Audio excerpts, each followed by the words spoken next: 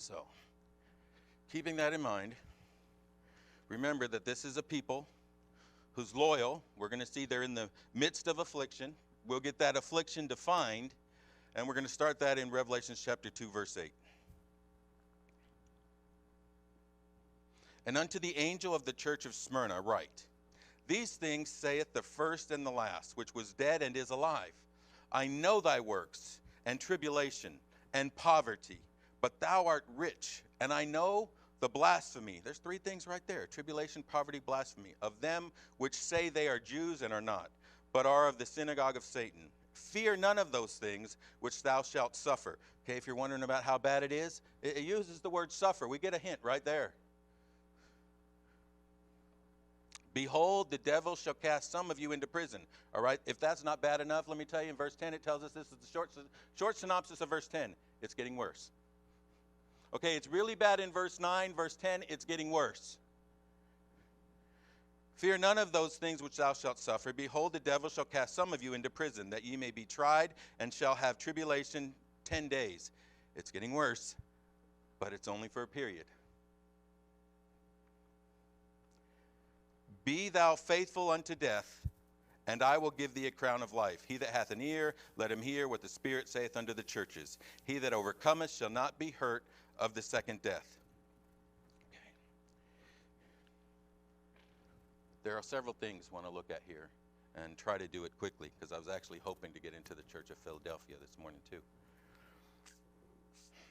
One is there at the very beginning. Now, we haven't talked about this in any of the churches, and I skipped that on purpose so that I could wait until we get here. But he starts this out, and unto the angel of the church of Smyrna write, These things saith the first and the last, which was dead and is alive. In every one of these churches, the address to them is different. It's fitting. I mean, if you go down to Pergamum, where's that, like verse 12? And unto the angel of the church of Pergamos write, These things saith he that hath the sharp sword with two edges. Okay, well, what was the challenge with Pergamum? Pergamum was allowing compromise. So how does he address him? I am the sharp sword that can cut it out, that can make this surgery. I am what you need. Well, Hank, he's writing to this church here, Smyrna, I'm what you need. And he tells them, I am the first and the last. I'm the one that was dead, and now I'm not dead. In chapter 1, which is where that comes from, that's quoting the picture we have here, chapter 1, verse 17. Fear not, I am first and the last. I am he that liveth and was dead. And behold, I am alive forevermore. Amen. And have the keys of hell and death. Okay, let me tell you some things. I identify. Suffering church. Yep, some of you are going to die. But don't fear death, because I've been there. I was dead, and now I am alive.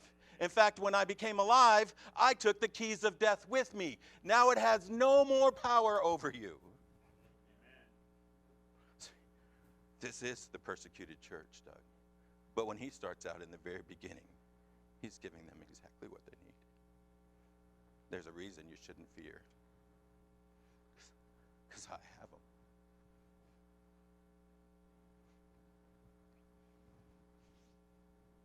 Dying will not be the last word. That's not where it ends. And then he goes on, and it's not just, he doesn't just associate with their death. I know, that's Pergamos. I know thy works. I know thy works, and tribulation, and poverty, and blasphemy. Think like, all right, so he's sitting out there, and he can see. Another thing we kind of avoided till we got to this end. That word for know, Mike, that's oide, right? That does not mean I see. It does not mean I have remembered the answer to put it down. I know. It means I can associate. It means we have not an high priest. We cannot be touched with the feeling of our infirmities, but was in all points tempted like as we are, yet without sin. It means I can associate with the feeling of our infirmities. There is nothing you have experienced that he has not felt that pain. So when he says, I know, it's more than I'm setting out here, all-powerful one watching, and you toughen up and go through it. He's saying, I've been there, I've done it, stay faithful, I'll meet you there, I'll go through it with you, I know, I feel, I'm a part. So persecuted church, you are not alone. This is not some new thing.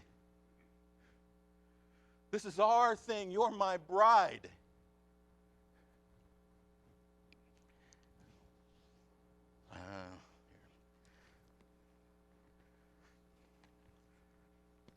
I try to stay in passages that are well known. Isaiah 53 should be pretty well known. What did he experience? Because when somebody's in the midst of turmoil, you know what they're saying, I know what you say, that's words, and that makes sense, but my pain is real right now. Okay, well, he was despised. He was rejected of all men that were around him. Those he invested in, those who didn't know, those who he spent 3 years growing up, his family. He was despised, he was rejected, to the point that he's known as a man of sorrows. He is acquainted with grief. And when all this was going on, he didn't get sympathy. We hid our faces from him. He was alone. We esteemed him not. He was stricken, smitten of God, and afflicted. Not only did he get demeaned, tortured, and beat up here, but he was alone here. You know what he just said in the Smyrna church? I know, I associate, I'll be there. You and I are never alone. He was alone. He was oppressed, he was afflicted. When he starts out here, I know, he is associating with them. In your experience, I will be there. I have experience. I will meet you. I will go with you. Because his experience is outlined for us in Isaiah. And it's far worse. It's not close. And he did that to walk away with the keys. And he's encouraging them. Here is my experience. Verse 9. I know you're poor. I know your tribulation. I know the blasphemy. But I want you to understand, there is much more. Other verses that are common. In fact, Brother Hank, you got your Bible? I just gave you a chance to say yes. That's all you can say. Romans chapter 8. Brother Moyer, 2 Corinthians chapter 4. Romans chapter 8. And just verse 18.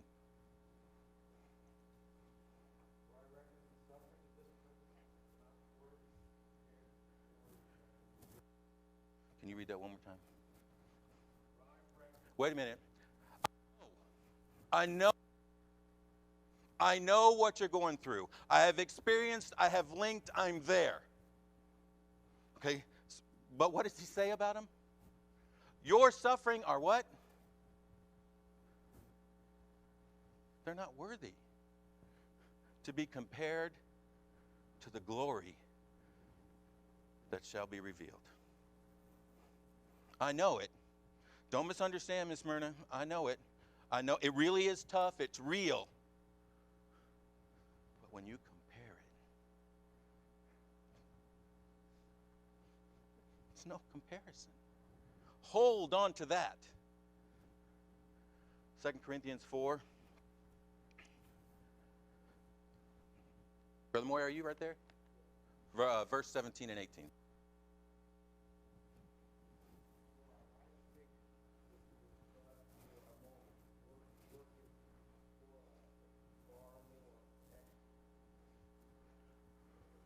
Well, that's enough. I mean, isn't that enough? Our light affliction, it's just a moment.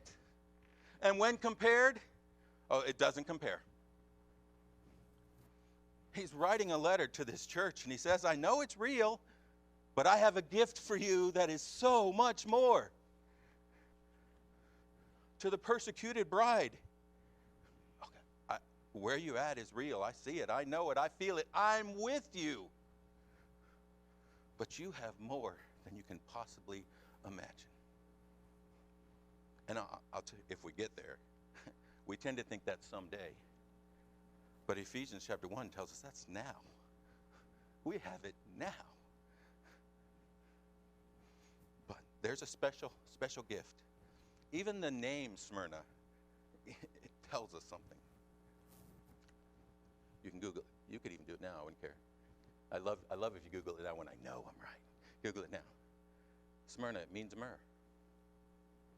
We're associated with that word myrrh. You know, we know gold, frankincense, and myrrh.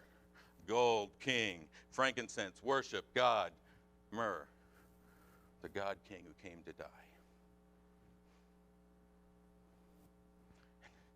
Even when you talk about the name, Smyrna means myrrh. You know, there's no myrrh, there's no oil, there's no sweet smell until that thorny tree gets crushed. Yeah, that's how you get it out. You crush it. And then it begins to seep out. It is the crushing experience that breeds the sweet fragrance. Now, the imagery is strong. As Christ was crushed, oozing out of him came the sweet fragrance of life. But that is also true of his bride. As the bride gets crushed, what's oozing out is what's on the inside. And we're like, what's on the inside? He gave me a new heart. His Spirit lives where? It is only under the pressure that Smyrna comes outside. No, it is not the crushing of the bride that gives the groom pleasure. It is the seeing of the faithfulness and the fidelity and the dependence. It is the obedience. These are the things that ooze out of the church of Smyrna. Preacher, ever wonder what you... Yeah, me too. I wonder what I smell like. And then I do just what I'm going to do right now. I push it back till later. Because really, I haven't been crushed. I've been squeezed. I've been disappointed. I've been frustrated. I've been taken for granted. And if the truth be known, even when those things happen, sometimes what oozes out is not sweet smelling. Brother Ron, sometimes it's a little pussy.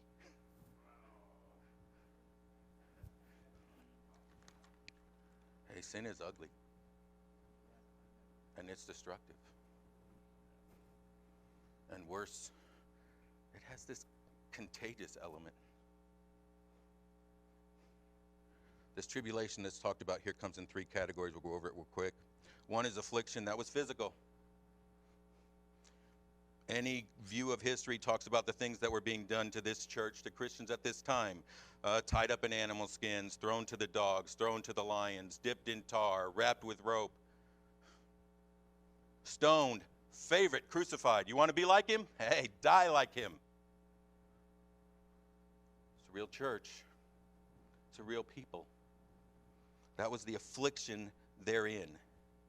Poverty, this is not, I have one car. This is not even, I only have a window unit. This is, I might be chewing bark and I have no food. Remember, we talked about the trade guilds that you had to enter in to sell, to make money. Well, in most of those trade guilds, you had to give honor to Caesar. You had to hail him. And if you didn't do business. Their poverty is a result of their dedication. He says, I know your poverty, I know your affliction, I know the slander. You know, you won't pledge to Caesar, so they talk about you being a crazy man and a traitor. Politically, you're just attacked. You're treasonous. In fact, sometimes they're even called an atheist. You don't even believe in God. How about that? The only true church. They were called cannibals,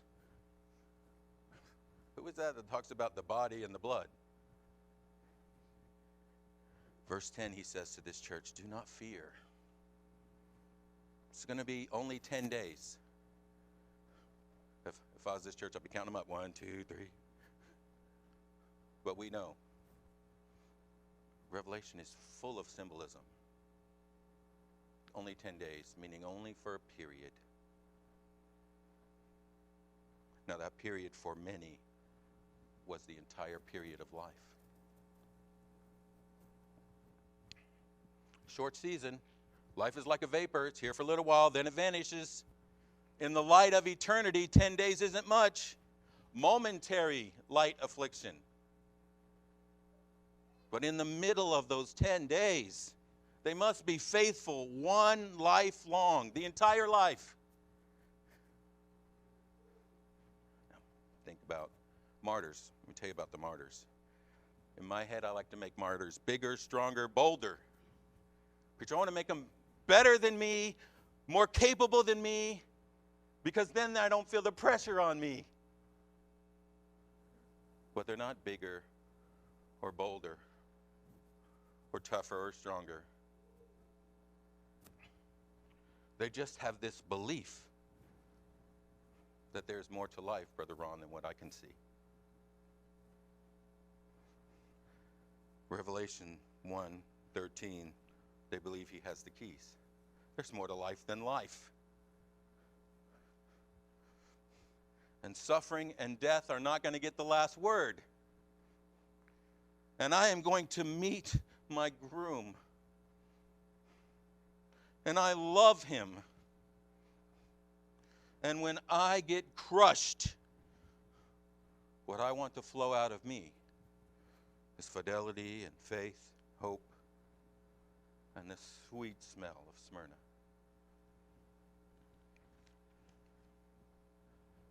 Eric, back to that ever wonder how you do.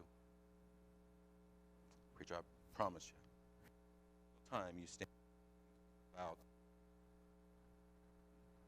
dying for the faith. You reference the story of a little girl in China standing down a tank. Inside of me, I say, I wonder how I would do. And I will say, every true Christian in here goes to the same place.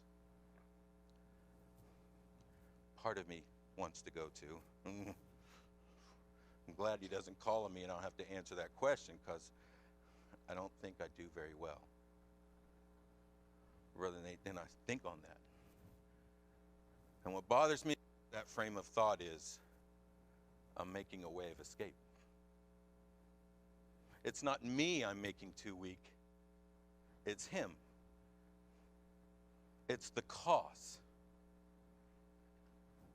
So, most of the time this week I spent study, it was on Bethia. And I'll just give you my conclusion, which we could talk about, but that would take a long time. And I encourage you to talk about it. If you want to talk about it, prepare comes guns loaded.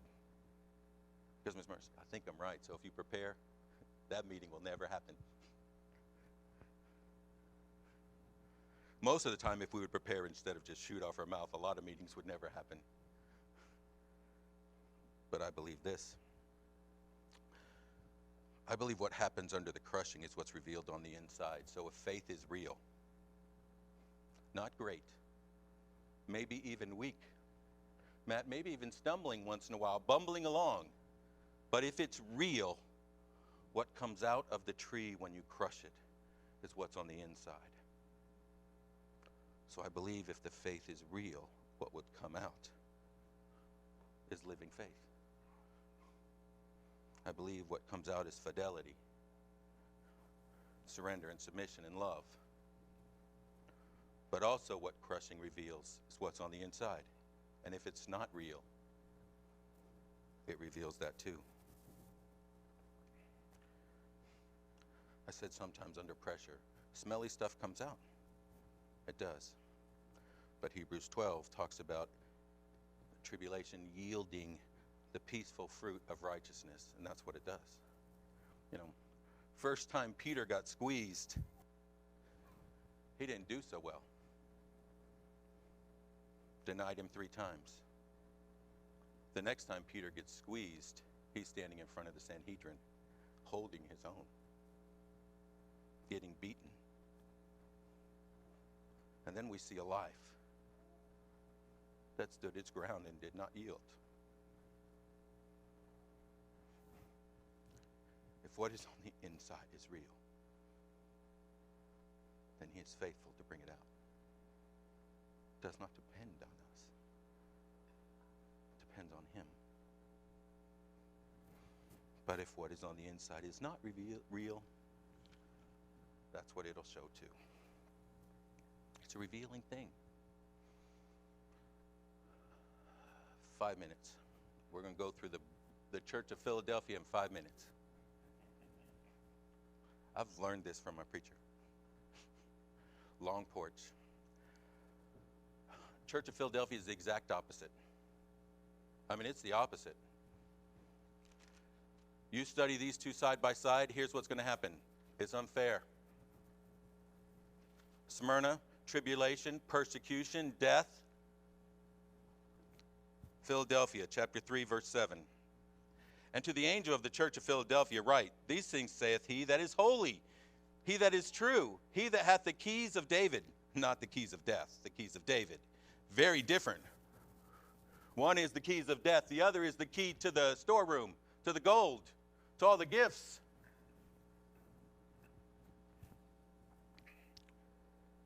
He that openeth and no man shutteth. He says, I'm going to open a door for you that's going to stay open. And shutteth, no man openeth. I know thy works. Behold, I have set before thee an open door, and no man can shut it. For thou hast a little strength, and hast kept my word, and hast not denied my name. Behold, I will make of them of the synagogue of Satan. Same group which is persecuting Smyrna. Here, I'm going to make them worship before thy feet. They are total opposites. Here, tribulation, blasphemy, poor. Here, none of that. Open door. Worship. Brother Jerry, this is like how I believe it, so it's a stretch a little bit. I still believe it, so I think it's right. But like I said, I believe that every period has a Smyrna church. I believe right now, if you look at the United States, we're a Philadelphia church. As much as we want to talk about turmoil and struggle, we have opportunity. I believe there are places in this world where the church is a Smyrna church. Here's the difference. All we have to do is be faithful to walk through those opportunities. They just have to hold their ground. Stand firm. That's all Smyrna did. Stand firm. Don't give in any, not 1 inch. But the Philadelphia church, I will give you an open door. What I'm asking is, we'll be faithful to go and step into these opportunities. 1, don't worry, have the keys of death. When death comes, I've got the answer. It's not the last word. Brother Ron, opportunity. Don't worry. Don't start talking about, I don't have enough money. There's not enough things. When you go through the doors of opportunities, I have the keys of the treasury of David. Whatever you need, I have for you. Ephesians chapter 1, you read that chapter. That chapter says, I've got all the spiritual riches of heaven. And I have intended them for you before I even thought about building the world. So, when the opportunities open up for you, you will never be bankrupt. Will you be faithful to step through? Church of Smyrna, they got none of that. They called to be just as faithful, but in a different time to different responsibilities. Now, as much as I believe there are churches of Smyrna and Philadelphia during every time period, I believe in every life we have times of Smyrna and times of Philadelphia. And if we're truthful, unfortunately, times of Laodicea and why do I struggle with that word? Pergamos. We'll use that one. And the church at Ephesus. So he writes to them, and he calls them, and the question is, will you be? Now, I got to close here because the clock just keeps ticking away, which makes Dale right. I hate when Dale's right. But it says this, instead of them torturing you, it says they're going to worship. Spend some time with that too. Because really, get up, I don't want you worshiping me. But it's not like worshiping like the conqueror. I came and conquered you. Sure, it's not that. Good, because that would be just awkward. And it's not like hero worship. Oh, Brother Hank is so perfect. Go ahead, laugh, Miss Debbie. Louder. Thank you. It's more like this. You see, I came to that landmark church thing, and you said you were a Christian, and so I expected you to be condemning and self-righteous and hard to deal with, and I was going to stand off to the side. But there was something authentic. Miss Sherry, there was something authentic about you. And even though I thought you had some rough edges and I was a little afraid, it just drew me in. And then I got close, and I found out that we love the same person. And I found out how to get closer. And right now, worship, I just want to thank you. I want to thank you for not giving up on me when I hid from you. I want to thank you when I called you names and I blasphemed you, that you pursued me. You see, I owe this life to you, and I want to thank you. It's gratitude. And he says to that church, if you'll be faithful and walk through the doors that I open, that I will give you what you need. I can give you spiritual gifts. I'll give you what you need if you'll just do it. If you'll be faithful, then there'll be gratitude. And it doesn't even stop there. Wait till you get. We've gone through all the churches, and they really challenge us in our love. You want to see love revealed? Here it is. Love revealed. Will you stay faithful in hard times? Hard times come, for better, for worse, richer or poor. Will you be faithful in hard times? You want to see love revealed? Will you pursue those who attack and run and hide, turn away? Love revealed. Brother Wayne, close in a word of prayer.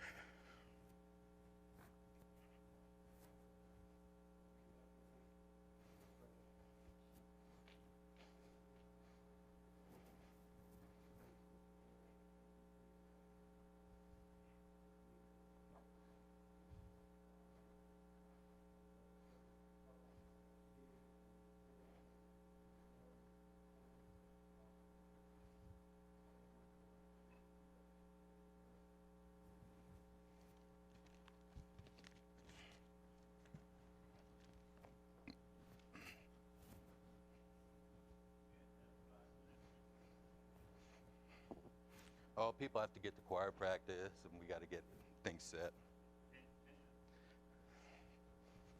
It takes time. Well, usually I'm not in here. Now they have to have time to get in and out of the auditorium.